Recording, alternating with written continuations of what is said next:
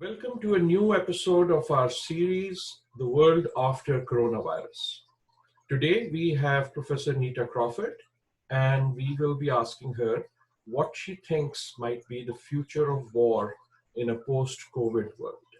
War usually causes disease or brings disease in its wake. You think about 700 years ago with the bubonic plague being transmitted in part by soldiers and traders. And I think about the new transmission of cholera to Haiti following the UN peacekeeping interventions. And I also think about mass movements of people and their concentration in refugee camps is an incubator for disease.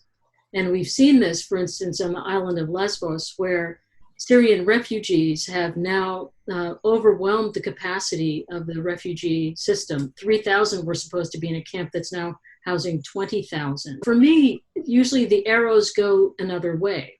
So it's an intriguing question to think about how could war be affected by COVID-19, which was not transmitted by war, the usual vector. And I think many futures are possible.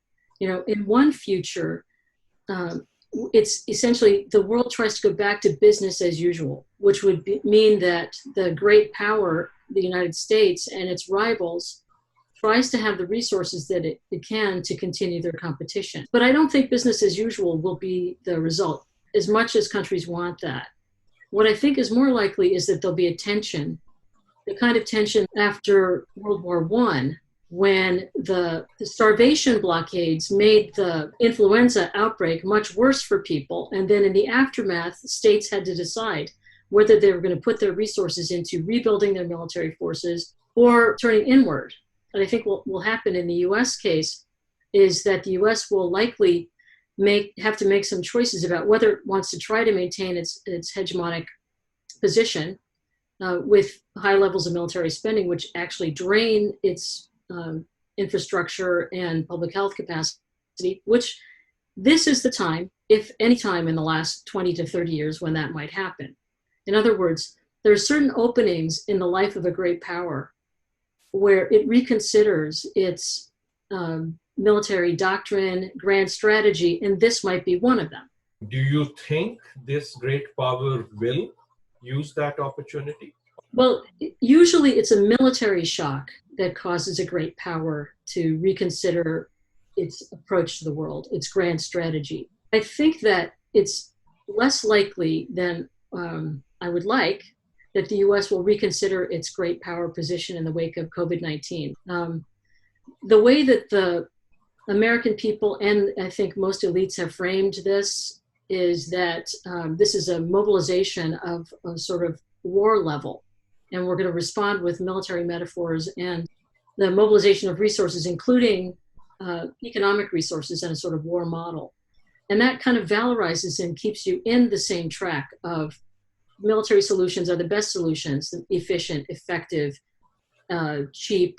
And the second reason is that when great powers are insecure, they tend to cling to their doctrines. But that said, I think that there's a possibility that the economic realities that all great powers face will come into play. For many, there was a realization that all countries, big and small, seem better prepared to fight each other than to fight disease.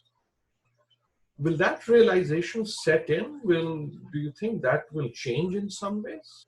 If the climate crisis could not make us understand the tremendous waste that the preparation for war and fighting of it poses, then I don't think COVID-19 is going to help us realize that we live in an interdependent world where there are important challenges that cannot be solved by either the preparation for war or the use of military force.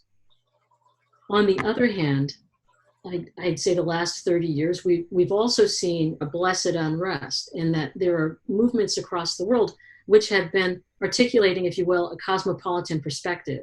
Relationships between humans being more important than national boundaries or borders, or thinking of themselves as members of the same species living in the same small planet. So at the same time that there's sort of a nationalist narrative of, raise walls, husband resources, there are these other movements, social movements, who are thinking in broader terms. And I think that this may be a way for those voices to become more part of the dialogue.